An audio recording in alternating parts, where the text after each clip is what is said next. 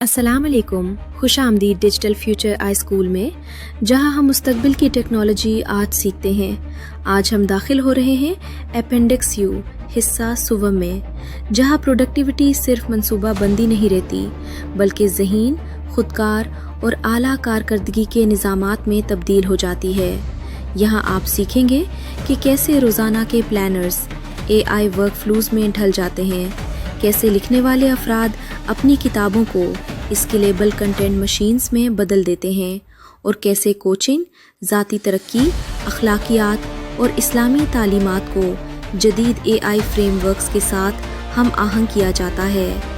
High performance productivity table से लेकर advance content creation systems तक, ये सिर्फ टेबल्स नहीं बल्कि फ़ैसला साजी के ताकतवर इंजिन्स हैं। मिस्टर ज़हीर अहमद मीर की जानिब से तैयार करदा ये लाइब्रेरी प्रोफेशनल्स, रिसर्चर्स और AI एजेंट्स के लिए एक मुकम्मल आलमी ऑपरेटिंग सिस्टम है।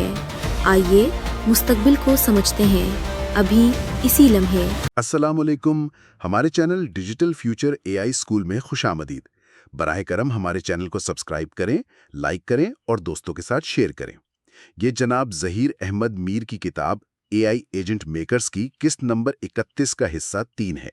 तो आज हमारे सामने जनाब ज़हीर अहमद मीर की तहकीक AI एजेंट मेकर्स के ज़मीमों का एक बहुत ही दिलचस्प मजमुआ है। जी, ये दरअसल दर्जनों खाकों, टेबल्स और फ्रेमवर्क्स का एक पूरा खजाना है। बिल्कुल, और बज़ाहिर ये पैदावारियत और मंसूबाबंदी के लिए बनाए गए सीधे साधे टूल्स लगते हैं, लेकिन हमारा आज का मिशन कुछ और है।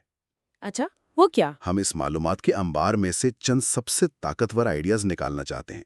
वो आइडियाज जो किसी भी शख्स के काम करने के अंदाज को मुकम्मल तौर पर बदल सकते हैं। बिल्कुल। और उसे मजीद दिलचस्प बनाने के लिए आइए एक फर्जी सूरत हाल तस्वुर करते हैं। ठीक है, ये अच्छा रहेगा। फर्ज करें कि एक शख्स है जो अपनी 9 to 5 की नौकरी से तंग आ चुका है और एक ऑनलाइन मवाद तख्लीककार यानी कंटेंट क्रिएटर के तौर पर अपना करियर शुरू करना चाहता है। ये तो आजकल बहुत से लोगों का ख्वाब है, लेकिन ये एक बहुत बड़ा और सच पूछें तो खौफनाक कदम लगता है। यकीनन लगता है।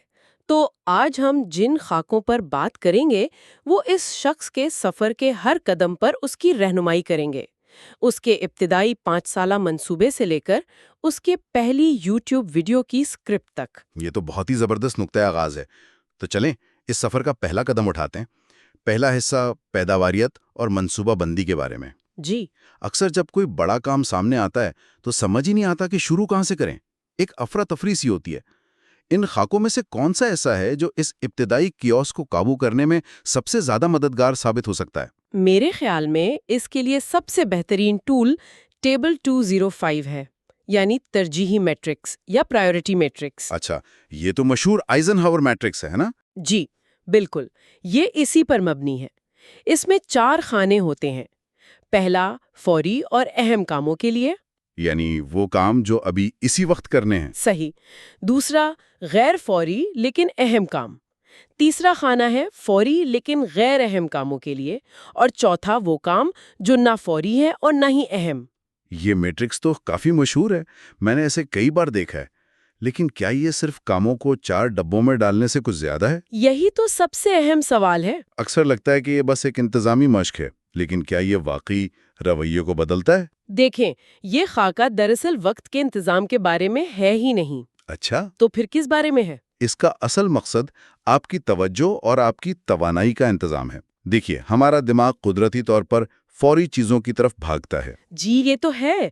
फोन की घंटी बजी, ईमेल आई, किसी ने आवाज दी। बिल्कुल। ये सब तीसरे खाने में आता है, फौरी लेकिन गैर अहम। ज्यादातर लोग अपना दिन पहले और तीसरे खाने में गुजारते हैं। मतलब वो बस चीजों पर रद्द अमल जाहिर करते रहते हैं। जी, वो मसरूफ तो बहुत नजर आते हैं लेकिन नतीजा खेज या प्रोडक्टिव नहीं होते। वो सारा दिन भाग दौड़ करते हैं लेकिन दिन के आखिर में सोचते हैं कि आज क्या किया, तो कुछ खास नजर नहीं आता। अच्छा, तो आप ये कह रही हैं कि हकीकी तरक्की, असल प्रोग्रेस, वो दूसरे खाने में छुपी है? बिल्कुल। वो काम जो अहम है लेकिन फौरी नहीं, जैसे कोई नई महारत सीखना, तवील मुद्दती मंसूबाबंदी करना या अपनी सेहत का ख्याल रखना। बिल्कुल। और यही इस मैट्रिक्स का जादू है। یہ آپ کو شعوری طور پر مجبور کرتا ہے کہ آپ ان کاموں کے لیے وقت نکالیں جنہیں آپ ہمیشہ کل پر ٹالتے رہتے ہیں۔ یہ تو دلچسپ ہے۔ آپ کا ذاتی تجربہ کیسا رہا اس کے ساتھ؟ جب میں نے پہلی بار اسے استعمال کیا تو مجھے سچ میں ایک جھٹکا سا لگا۔ مجھے احساس ہوا کہ میرا فوری لیکن غیر اہم والا خانہ بھرا ہوا تھا۔ اوہ، اس سے مجھے سمجھ آیا کہ میں سارا دن مصروف تو رہتی تھی لیکن اپنے بڑے مقاصد کی طرف ایک قدم بھی نہیں بڑھا رہی تھیں۔ یہ ایک آئینے کی طرح آپ کی حقیقت دکھاتا ہے۔ یہ تو واقعی سوچ بدلنے والی بات ہے۔ مطلب یہ صرف کاموں کی فہرست نہیں بلکہ اپنی ترجیحات کے ساتھ ایک ایماندارانہ مکالمہ ہے۔ جی، ایک بہت ایماندارانہ مکالمہ۔ اچھا، جب ایک بار ترجیحات طے ہو جائیں تو اگلی مشکل یہ آتی ہے کہ کام شروع ہی نہیں ہو پاتا، کوئی نہ کوئی رکاوٹ آ جاتی ہے۔ اس کے لیے بھی کوئی فریم ورک موجود ہے؟ جی، اور وہ ہے ٹیبل 214، پیداواریت میں رکاوٹیں یا پروڈکٹیوٹی بلاکرز۔ یہ میرا پسندیدہ ٹول ہے کیونکہ یہ ہمیں مسئلے کی جڑ تک لے جاتا ہے۔ اس میں کیا خاص بات ہے؟ اس میں 3 خانے ہیں۔ پہلا، یہ کہ رکاوٹ کیا ہے، یعنی وہ بلاکر جو آپ کو روک رہا ہے۔ دوسرا، اس کا اثر یا امپیکٹ کیا ہو رہا ہے، اور تیسرا، اس کا ممکنہ حل یا سولوشن کیا ہے۔ عام طور پر لوگ اس میں کیا لکھتے ہوں گے؟ میرا اندازہ ہے سوشل میڈیا یا سستی، ایسی چیزیں۔ ہاں، لوگ یہی لکھتے ہیں، لیکن یہاں ایک گہرا اور غیر متوقع نکتہ ہے۔ دلچسپ بات یہ ہے کہ سب سے بڑی رکاوٹ اکثر کام ہی ہوتا ہے۔ کام رکاوٹ کیسے ہو سکتا ہے؟ غلط کام پر وقت ضائع کرنا۔ یہ ٹیبل آپ کو مجبور کرتا ہے کہ آپ نہ صرف سستی کو بلکہ اپنی نامناسب ترجیحات کو بھی ایک رکاوٹ کے طور پر شناخت کریں۔ اچھا، اس کی کوئی مثال دیں؟ ہو سکتا ہے آپ کی سب سے بڑی رکاوٹ یہ ہو کہ آپ نہیں کہنا نہیں جانتے، اور اس وجہ سے آپ دوسروں کے غیر اہم کاموں میں اپنا سارا وقت اور توانائی ضائع کر دیتے ہیں۔ واہ، یہ تو بہت گہری بات ہے۔ جب آپ اسے لکھتے ہیں، میں نہ نہیں کہہ پاتی، تو یہ ایک مبہم احساس نہیں رہتا، یہ ایک ٹھوس مسئلہ بن جاتا ہے جسے حل کیا جا سکتا ہے۔ اس کا حل ہو سکتا ہے کہ آپ کوئی اسکرپٹ تیار کریں کہ کس طرح شائستگی سے انکار کرنا ہے۔ صحیح، یعنی یہ سوچ کو رد عمل سے پیش قدمی کی طرف، ری ایکٹیو سے پرو ایکٹیو کی طرف لے جاتا ہے۔ بالکل۔ واہ، یعنی یہ خود شناسی کا ایک عمل ہے، اپنے کام کرنے کے طریقوں پر غور کرنا۔ اب اگر ہم اپنے اس دوست کی کہانی پر واپس آئیں جو نوکری چھوڑ کر مواد تخلیق کار بننا چاہتا ہے، جی، منصوبہ بندی کی بھی ضرورت ہوگی۔ یقیناً، اور یہیں پر ٹیبل 215 یعنی 5 سالہ منصوبہ جیسے فریم ورکس کام آتے ہیں۔ 5 سال کا منصوبہ، یہ تو بہت بڑا لگتا ہے، لیکن یہ فریم ورک اسے آسان بنا دیتا ہے۔ یہ صرف خوابوں کی فہرست نہیں ہے، اس میں آپ اپنے 5 سالہ مقصد کو سالانہ، پھر 6 ماہی اور پھر ماہانہ اہداف میں تقسیم کرتے ہیں۔ اچھا، تو آپ ایک بڑے مقصد کو چھوٹے قابل عمل حصوں میں توڑ رہے ہیں۔ جی، اس سے ایک دن میں کامیاب یوٹیوبر بنوں گا جیسا بڑا اور خوفناک خواب، اس مہینے مجھے ویڈیو ایڈیٹنگ کی بنیادی باتیں سیکھنی ہیں، جیسے قابل عمل قدم میں بدل جاتا ہے۔ یعنی یہ اس پہاڑ جیسے مقصد تک پہنچنے کے لیے سیڑھیاں بنانے کا عمل ہے۔ بالکل صحیح کہا آپ نے، یہ ہر قدم کو واضح اور قابل حصول بنا دیتا ہے۔ لیکن یہی اصول اس وقت اور بھی طاقتور ہو جاتے ہیں جب آپ کوئی تخلیقی کام کر رہے ہوں، جی، جہاں افراتفری اور غیر یقینی کا امکان کہیں زیادہ ہوتا ہے، خاص طور پر مواد کی تخلیق میں۔ آپ نے بالکل صحیح سمت میں بات کو موڑا ہے۔ تخلیقی کاموں میں اکثر یہ غلط فہمی پائی جاتی ہے کہ کوئی بھی ڈھانچہ یا خاکہ تخلیقی صلاحیتوں کو محدود کر دیتا ہے۔ ہاں، بہت سے لوگ ایسا سوچتے ہیں کہ اس سے کام روبوٹک ہو جائے گا۔ حقیقت اس کے بالکل برعکس ہے۔ ایک اچھا ڈھانچہ آپ کو بھٹکنے سے بچاتا ہے اور آپ کی توانائی کو صحیح سمت میں مرکوز کرتا ہے تاکہ آپ اپنی تخلیقی صلاحیتوں کا بہترین استعمال کر سکیں۔ اس کی کوئی مثال دیں؟ جیسے کوئی لکھاری ہے تو اس کے لیے یہ خاکے کیسے مددگار ہو سکتے ہیں؟ کیا اس سے تحریر بہت میکینیکی اور فارمولے پر مبنی نہیں ہو جائے گی؟ بہت اچھا سوال ہے۔ آئیے ٹیبل 231 کو دیکھتے ہیں، جو کتاب کے باب کے خاکے کے بارے میں ہے۔ ٹھیک ہے۔ اس میں باب کا عنوان، اس کے ذیلی عنوانات اور اس باب کا مقصد جیسے کالم ہے۔ اب فرض کریں آپ ایک کہانی لکھ رہے ہیں۔ جی، یہ خاکہ آپ کو مجبور کرتا ہے کہ آپ ہر باب کے شروع میں خود سے پوچھیں، اس باب کا مقصد کیا ہے؟ یہ کہانی کو کیسے آگے بڑھائے گا؟ کیا یہ کسی کردار کو ترقی دے گا یا کوئی اہم راز افشا کرے گا؟ اچھا، تو یہ مقصد کو واضح کرنے میں مدد کرتا ہے۔ بالکل، یہ خاکہ تخلیقی صلاحیت کو محدود نہیں کرتا بلکہ اسے مقصد دیتا ہے۔ یہ اس بات کو یقینی بناتا ہے کہ آپ کی کہانی میں کوئی غیر ضروری حصہ نہ ہو جو پڑھنے والے کو بور کر دے۔ یہ تو ایک حفاظتی جال کی طرح ہے جو آپ کو کہانی کے راستے سے بھٹکنے نہیں دیتا۔ جی بالکل یہی کام کرتا ہے۔ اور اگر ہم فکشن کی بات کریں تو کرداروں کی گہرائی بہت اہم ہوتی ہے۔ کیا اس کے لیے بھی کوئی ایسا ہی ٹول ہے؟ بالکل، ٹیبل 232 یعنی کردار سازی کا خاکہ اسی کام کے لیے ہے۔ اس میں کیا ہوتا ہے؟ اس میں کردار کا نام، کہانی میں اس کا کردار، اس کی خصوصیات اور اس کی زندگی کا بنیادی تضاد یا کشمکش، ان سب کو منظم کیا جاتا ہے۔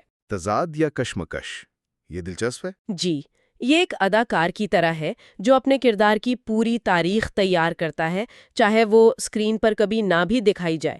یہ خاکہ اس بات کو یقینی بناتا ہے کہ آپ کے کردار سطحی نہ ہوں بلکہ ان کی اپنی خواہشات، خوف اور تضادات ہوں جو کسی بھی اچھی کہانی کی جان ہوتے ہیں۔ تو یہ فارمولا نہیں بلکہ گہرائی پیدا کرنے کا ایک ذریعہ ہے۔ صحیح۔ یہ تو روایتی تحریر کی بات ہوئی، لیکن آج کا دور تو یوٹیوب اور پوڈ کاسٹ کا ہے۔ کیا یہ اصول وہاں بھی لاگو ہوتے ہیں؟ کیونکہ ویڈیو بنانا تو لکھنے سے کہیں زیادہ پیچیدہ عمل ہے۔ اصول بالکل وہی ہیں، صرف ٹول بدل جاتا ہے۔ ٹیبل 24 کو دیکھیں جو یوٹیوب اسکرپٹ کے خاکے کے بارے میں ہے۔ اس میں کیا مختلف ہے؟ اس میں سیگمنٹ، مواد اور ویژول جیسے کالم ہیں۔ ویژول یعنی اسکرین پر کیا نظر آئے گا؟ جی، یہ خاکہ بنانے والے کو مجبور کرتا ہے کہ وہ صرف یہ نہ سوچے کہ میں کیا کہوں گا، بلکہ یہ بھی سوچے کہ اس وقت اسکرین پر کیا نظر آئے گا۔ یہ تو واقعی ویڈیو بنانے کے عمل کو بہت آسان بنا دیتا ہوگا۔ بالکل، آپ پہلے سے منصوبہ بندی کر سکتے ہیں کہ جب آپ کسی خاص نقطے پر بات کر رہے ہوں گے تو اسکرین پر کون سا گرافک، تصویر یا ویڈیو کلپ دکھایا جائے گا۔ اس سے ویڈیو دیکھنے کا تجربہ کہیں زیادہ دلچسپ اور مؤثر ہو جاتا ہے۔ اچھا، تو یہ صرف مواد بنانے تک محدود نہیں بلکہ اسے لوگوں تک پہنچانے کے بارے میں بھی ہے۔ مجھے یاد ہے ان خاکوں میں SEO اور سوشل میڈیا سے متعلق بھی کچھ ٹولز تھے۔ جی، وہ بھی بہت اہم ہے۔ اکثر تخلیق کار، خاص طور پر جو نئے ہوں، وہ ان چیزوں کو ایک بوجھ سمجھتے ہیں۔ اور یہی وہ سوچ ہے جسے یہ خاکے بدلنے کی کوشش کرتے ہیں۔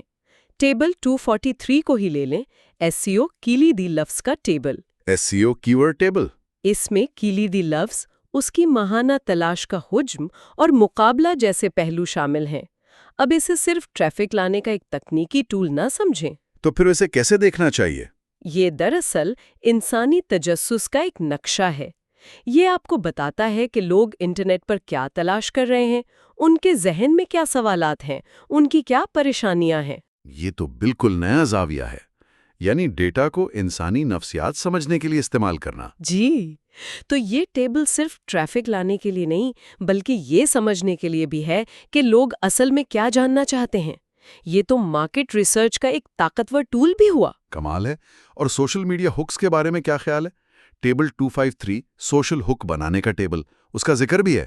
یہ آج کے دور میں شاید سب سے اہم ہے۔ ایک تحقیق کے مطابق آپ کے پاس کسی کی توجہ حاصل کرنے کے لیے صرف 3 سیکنڈ ہوتے ہیں۔ صرف 3 سیکنڈ؟ جی، اس کے بعد ان کا دماغ آپ کے مواد کو نظر انداز کر دیتا ہے۔ یہ ٹیبل آپ کو ایسی ابتدائی لائنیں یا سوالات تیار کرنے میں مدد دیتا ہے جو لوگوں کو فوراً اپنی طرف کھینچ لیں۔ کوئی مثال؟ ایک اچھے اور برے ہک کی؟ ایک برا ہک ہے، یہ میری نئی ویڈیو ہے، اسے دیکھیں، یہ تو بہت عام ہے۔ بالکل، ایک اچھا ہک جو اس ٹیبل کی مدد سے بنایا جا سکتا ہے کچھ یوں ہوگا: آپ روزانہ 8 گھنٹے سوتے ہیں لیکن پھر بھی تھکے ہوئے کیوں اٹھتے ہیں؟ اچھا، اس کی وجہ آپ کے تکیے میں نہیں، آپ کے فون میں ہے۔ واہ، یہ تو فوراً توجہ کھینچتا ہے، یہ تجسس پیدا کرتا ہے۔ جی، اور سننے والے کو مجبور کرتا ہے کہ وہ مزید جاننا چاہے۔ یہ فن اور سائنس کا بہترین امتزاج ہے۔ تو اس ساری گفتگو کا نچوڑ کیا ہے؟ ہم نے پیداواریت سے لے کر تخلیقی عمل تک کئی خاکے دیکھے۔ اگر ان سب کے پیچھے چھپے ہوئے ایک بنیادی اصول کو نکالنا ہو تو وہ کیا ہوگا؟ میرے خیال میں وہ بنیادی اصول ہے تجزیہ، یا جسے انگریزی میں ڈی کنسٹرکشن کہتے ہیں۔ ڈی کنسٹرکشن یعنی چیزوں کو توڑنا؟ جی، کسی بھی بڑے، مشکل اور خوفناک نظر آنے والے کام کو، چاہے وہ کتاب لکھنا ہو، 5 سالہ منصوبہ بنانا ہو یا ایک کامیاب یوٹیوب چینل کھڑا کرنا ہو، اسے چھوٹے، قابل انتظام حصوں میں تقسیم کرنا۔ اور ایسا کرنے سے وہ قابل حصول بن جاتا ہے۔ بالکل، یہ اس کام سے جڑے خوف کو ختم کرتا ہے اور عمل کو ممکن بناتا ہے۔ یعنی یہ طریقے ہمیں سکھاتے ہیں کہ کسی بھی بڑے پہاڑ کو چھوٹے چھوٹے قدم اٹھا کر سر کیا جا سکتا ہے۔ یہ سوچ بذات خود بہت حوصلہ افزا ہے۔ جی، اور یہ صرف کام کو آسانی نہیں بناتا بلکہ اس کے معیار کو بھی بہتر بناتا ہے۔ وہ کیسے؟ جب آپ ہر چھوٹے حصے پر الگ سے پوری توجہ دیتے ہیں، جیسے کتاب کا ہر باب، ویڈیو کا ہر سیگمنٹ یا کردار کی ہر خصوصیت، تو ان سب کو ملا کر جو حتمی نتیجہ سامنے آتا ہے وہ کہیں زیادہ گہرا، منظم اور معیاری ہوتا ہے۔ تو اس کا مطلب یہ ہوا کہ یہ طریقے اعلیٰ کارکردگی کو سب کے لیے ممکن بناتے ہیں۔ جی، یہ اعلیٰ سطح کی پیداواریت اور تخلیقی صلاحیتوں کو ہر کسی کے لیے قابل رسائی بناتا ہے، نہ کہ صرف ان لوگوں کے لیے جو قدرتی طور پر بہت منظم ہوتے ہیں۔ تو یہ فریم ورکس افراتفری کو ترتیب میں بدلنے کا نظام ہے، ایک ایسی عالمی زبان جو منصوبہ بندی سے لے کر عمل درآمد تک ہر مرحلے پر ہماری رہنمائی کر سکتی ہے۔ بالکل، لیکن اب جب ہم نے ان ڈھانچوں کی اتنی تعریف کی ہے تو سامعین کے لیے ایک چونکا دینے والا یا غور طلب خیال پیش کرتے ہیں۔ اچھا، یہ دلچسپ ہوگا۔ یہ خاکے تقریباً ہر پیشہ ورانہ کام کے لیے ایک بہترین اور آزمودہ ڈھانچہ فراہم کرتے ہیں۔ جی، یہ تو ہم نے بھی دیکھا۔ لیکن تاریخ ہمیں یہ بھی بتاتی ہے کہ اکثر سب سے بڑی تخلیقی کامیابیاں، چاہے وہ فن میں ہوں، سائنس میں ہوں یا کاروبار میں، موجودہ اصولوں کو توڑنے اور پہلے سے موجود ڈھانچے سے انحراف کرنے سے حاصل ہوتی ہیں۔ یہ ایک بہت ہی دلچسپ نکتہ ہے، یعنی ایک طرف ہم اصولوں پر عمل کرنے کی بات کر رہے ہیں اور دوسری طرف انہیں توڑنے کی۔ یہ تو ایک تضاد لگتا ہے۔ یہی تو سوال ہے۔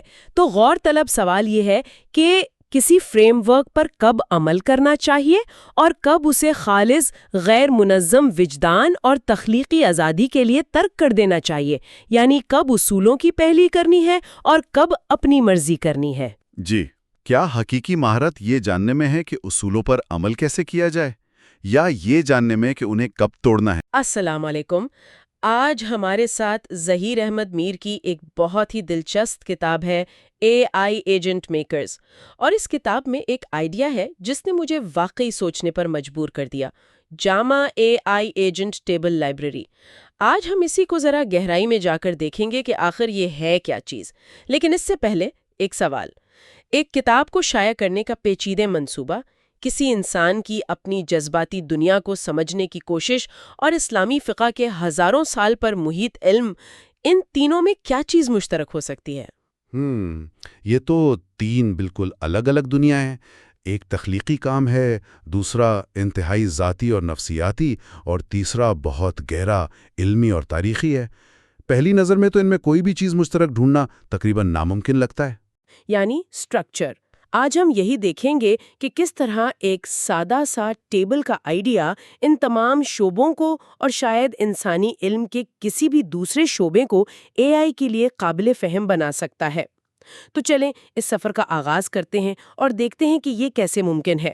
اچھا، تو کتاب کے اقتباسات میں سب سے پہلے تحریر اور اشاعت کے شعبے کا ذکر ہے۔ یہاں ہمیں e book conversion table, audio book recording table اور امیج پرومپٹ سٹرکچرنگ ٹیبل جیسی چیزیں ملتی ہیں۔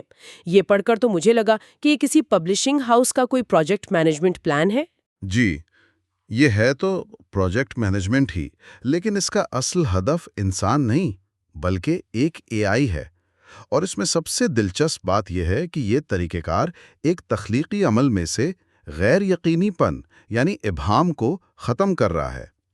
مثال کے طور پر امیج پرومپٹ سٹرکچرنگ ٹیبل کو ہی دیکھ لیں۔ اس میں کالمز ہیں: بصری عنصر، تفصیل اور انداز۔ یہ کیا کر رہا ہے؟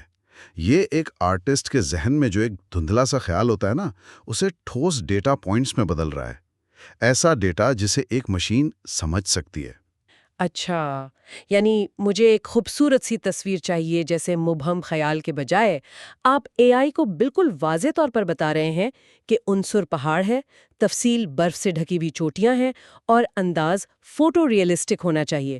تو آپ ابہام کو ختم کر رہے ہیں۔ بالکل، اور یہ جو بنیادی فلسفہ ہے نا، یہ بہت اہم ہے۔ یہی منطق ہم بعد میں دیکھیں گے کہ کس طرح مثال کے طور پر فقہی فیصلے کے ٹیبل پر بھی لاگو ہوتی ہے۔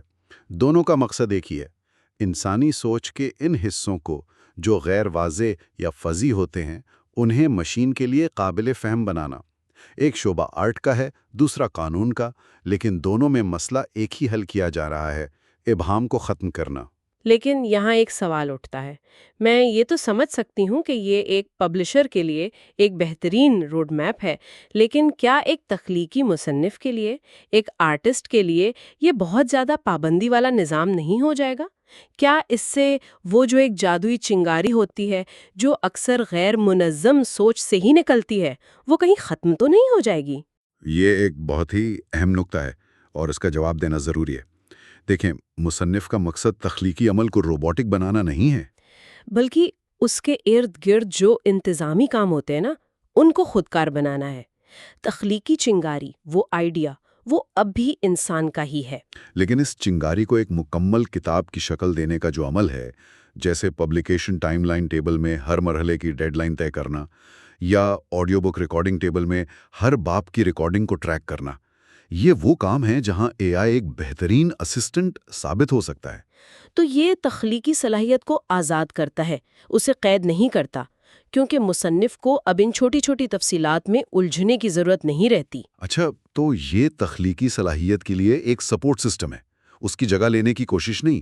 یہ بات سمجھ میں آتی ہے، یعنی اے آئی پروجیکٹ مینیجر بن جاتا ہے تاکہ انسان آرٹسٹ بنا رہے۔ بالکل یہی بات ہے۔ یہ ایک پیچیدہ بڑے عمل کو چھوٹے قابل انتظام حصوں میں تقسیم کرنے کا نام ہے، اور جب آپ ایسا کرتے ہیں تو آپ اس سے نہ صرف بہتر طریقے سے منظم کر سکتے ہیں، بلکہ آپ اے آئی کو اس میں ایک حقیقی معاون کے طور پر شامل بھی کر سکتے ہیں۔ اور اگر اے آئی ایک کتاب لکھنے جیسے پیچیدہ تخلیقی عمل میں مددگار ثابت ہو سکتا ہے، تو کیا یہ انسانی شخصیت کے اس سے بھی زیادہ پیچیدہ اور گڑبڑ والے عمل، یعنی خود کو بہتر بنانے میں بھی مدد کر سکتا ہے؟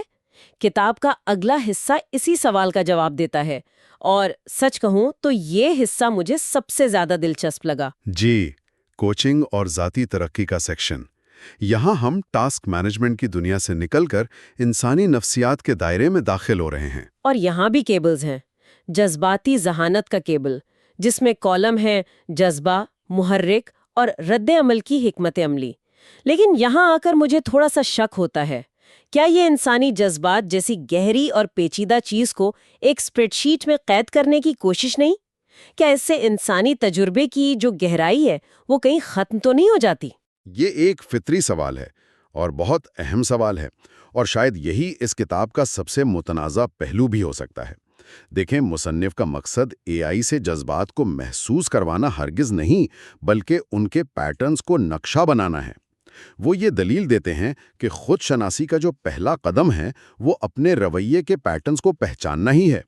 جب کوئی شخص اپنے جذبات، ان کے پیچھے چھپے محرکات اور اپنے رد عمل کو اس ٹیبل میں درج کرتا ہے تو وہ دراصل اپنے لیے ایک آئینہ تیار کر رہا ہوتا ہے۔ تو اے آئی یہاں کوئی تھراپسٹ نہیں بن رہا؟ نہیں، بالکل نہیں۔ بلکہ وہ ایک ڈیٹا اینالسٹ ہے جو آپ کے اپنے ہی فراہم کردہ ڈیٹا کی بنیاد پر آپ کو انسائٹس دے رہا ہے۔ بالکل درست کہا آپ نے۔ اے آئی غیر جانبدار ہے، وہ آپ کو یہ نہیں بتائے گا کہ آپ کو ایسا محسوس نہیں کرنا چاہیے، لیکن وہ یہ ضرور بتا سکتا ہے کہ پچھلے مہینے میں جب بھی آپ کو فلاں محرک کا سامنا کرنا پڑا، آپ نے اسی فیصد مواقع پر منفی رد عمل ظاہر کیا۔ یہ ڈیٹا پر مبنی فیڈ بیک ہے جو خود شناسی میں بہت مددگار ثابت ہو سکتا ہے۔ اسی طرح احتساب لاگ، یعنی اکاؤنٹیبلٹی لاگ، یا اہداف کی اماہنگی کا ٹیبل کام کرتے ہیں۔ اور اس میں صرف رویے کو ٹریک نہیں کیا جا رہا، میں نے مائنڈ سیٹ کی تبدیلی کا ٹیبل، یعنی مائنڈ سیٹ شفٹ ٹیبل بھی دیکھا۔ اس میں کالمز ہیں: پرانا عقیدہ، نیا عقیدہ، اور اس نئے عقیدے کو اپنانے کے لیے درکار عمل۔ یہ تو بہت گہری سطح پر کام کر رہا ہے۔ جی، اور یہی اس نقطہ نظر کی طاقت کو ظاہر کرتا ہے۔ یہ صرف سطح پر نظر آنے والے اعمال کو نہیں دیکھتا، بلکہ ان کی جڑوں تک جاتا ہے، یعنی ہمارے وہ بنیادی عقائد جو ہمارے رویوں کو تشکیل دیتے ہیں۔ یہ انہیں چیلنج کرنے کا ایک منظم طریقہ فراہم کرتا ہے۔ اے آئی اس عمل میں ایک سہولت کار، ایک فیسیلیٹیٹر کا کردار ادا کرتا ہے، جو صارف کو اس کے اپنے ہی طے کردہ اہداف کی طرف رہنمائی کرتا ہے۔ یہ ایسا ہی ہے جیسے آپ کے پاس ایک ذاتی کوچ ہو جو کبھی تھکتا نہیں، کبھی آپ پر فیصلہ نہیں سناتا، اور ہمیشہ آپ کے ڈیٹا کی بنیاد پر بات کرتا ہے۔ اور پھر اس میں 90 دن کی تبدیلی کا ٹیبل بھی ہے، یہ ظاہر کرتا ہے کہ یہ صرف لمحاتی تبدیلی کے لیے نہیں بلکہ طویل مدتی ذاتی ترقی کے لیے ایک مکمل فریم ورک پیش کیا گیا ہے۔ ہر ہفتے کا ایک فوکس ایریا ہے، مخصوص اہداف ہے اور متوقع نتائج ہیں۔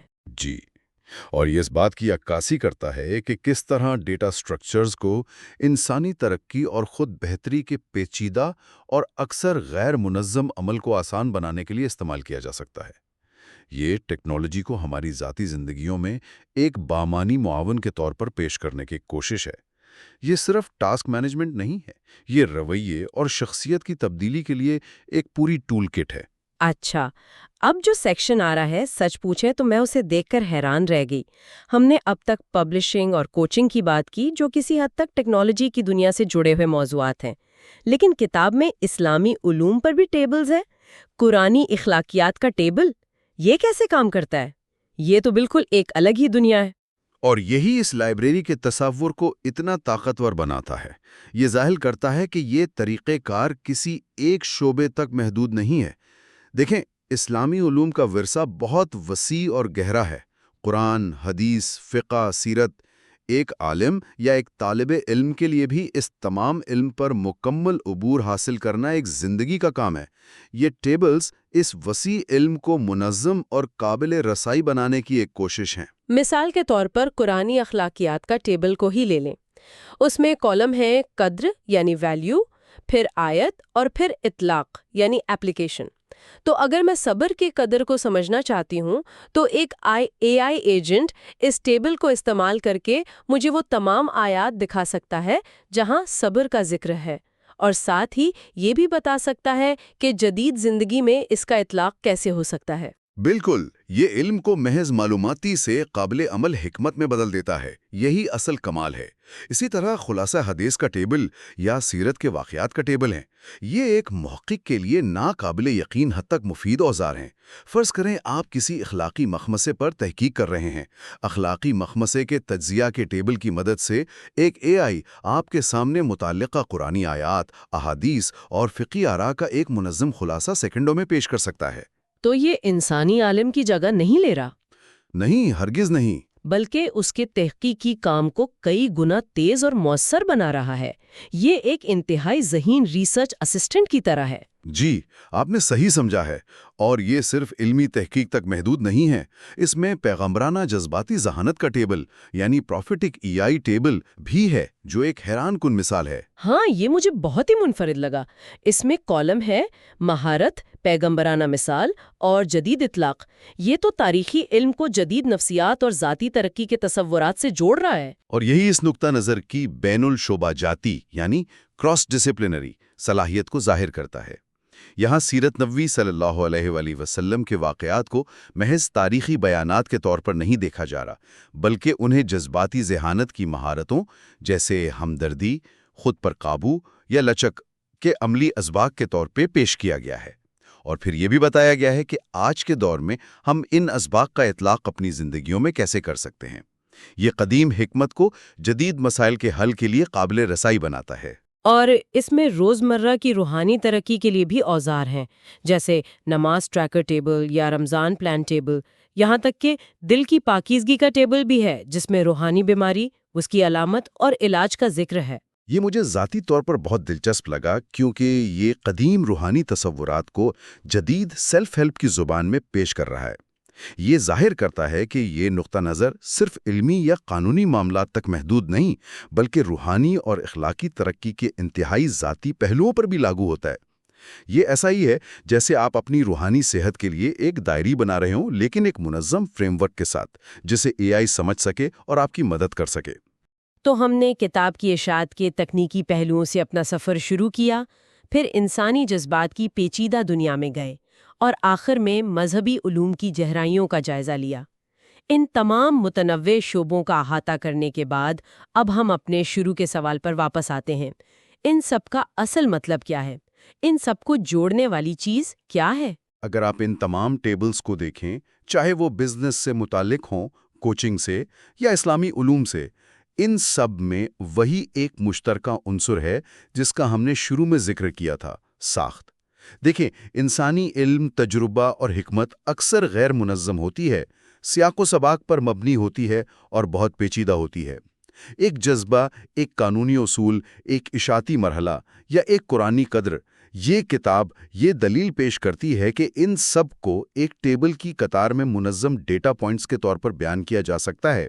تو یہ ٹیبلز دراصل اے آئی کے لیے ایک زبان کی طرح کام کرتے ہیں؟ یہ انسانی دنیا کی پیچیدگیوں کا اے آئی کی منطقی اور منظم دنیا میں ترجمہ کرتے ہیں؟ بالکل درست، اور یہی کلیدی نقطہ ہے۔ کتاب کا نام اے آئی ایجنٹ میکرز ہے۔ یہ ایک جامع اے آئی ایجنٹ ٹیبل لائبریری پیش کرتی ہے۔ اصل طاقت کسی ایک ٹیبل میں نہیں ہے، بلکہ اس بنیادی تصور میں ہے کہ انسانی علم یا کوشش کے کسی بھی پیچیدہ شعبے کو منظم ڈیٹا میں تقسیم کیا جا سکتا ہے، جسے ایک اے آئی سمجھ سکتا ہے اور اس پر عمل کر سکتا ہے۔ یہی چیز ذہین اور ماہر اے آئی ایجنٹس بنانے کی بنیاد ہے۔ اچھا، اس کا مطلب یہ ہوا کہ ایک عام اے آئی جیسے چیٹ جی پی ٹی وہ ہر چیز کے بارے میں تھوڑا بہت جانتا ہے، لیکن ایک ایجنٹ جو مثال کے طور پر اسلامی قانون کے اصولوں کے ٹیبل پر تربیت یافتہ ہو، وہ فقہ کے مسائل میں ایک ماہر معاون بن سکتا ہے۔ بالکل اسی طرح ایک ایجنٹ جو کوچنگ کے تمام ٹیبلز کو سمجھتا ہو، وہ ذاتی ترقی کا ایک بہت مؤثر کوچ بن سکتا ہے۔ یہ علم کو قابل عمل بنانے اور کسی مخصوص ڈومین میں مہارت پیدا کرنے کا ایک طریقہ ہے۔ یہ عمومی ذہانت سے خصوصی مہارت کی طرف ایک قدم ہے۔ یہ ٹیبلز اے آئی کو دنیا کو سمجھنے کے لیے ایک ذہنی ماڈل یا مینٹل ماڈل فراہم کرتے ہیں۔ آج کی گفتگو کے بعد ایک سوچ میرے ذہن میں آ رہی ہے۔ یہ جدول اے آئی کے علم کے لیے ایک ڈھانچے یا ایک سہاروں کی طرح ہیں۔ جس طرح ایک عمارت کو بنانے کے لیے سہاروں کی ضرورت ہوتی ہے تاکہ اس پر کام کیا جا سکے، اسی طرح ایک ذہنی ایجنٹ بنانے کے لیے علم کو ایک منظم ساخت کی ضرورت ہوتی ہے۔ یہاں تک کہ مذہبی علوم جیسے پیچیدہ شعبوں کو بھی منظم کیا ہے۔ تو سننے والوں کے لیے ایک سوال چھوڑ جاتے ہیں۔ اگر آپ کو اپنی ذاتی یا پیشہ ورانہ زندگی کے کسی پیچیدہ حصے کو ایک اے آئی اسسٹنٹ کے لیے منظم کرنا ہو، چاہے وہ آپ کے کیریئر کی منصوبہ بندی ہو، خاندانی تعلقات ہوں یا کوئی نیا ہنر سیکھنا ہو، تو اس کے لیے بنائے گئے ٹیبل کے کالم کیا ہوں گے؟ آپ کس چیز کو ٹریک کریں گے، کس چیز کا تجزیہ کریں گے اور آپ کے اہداف کیا ہوں گے؟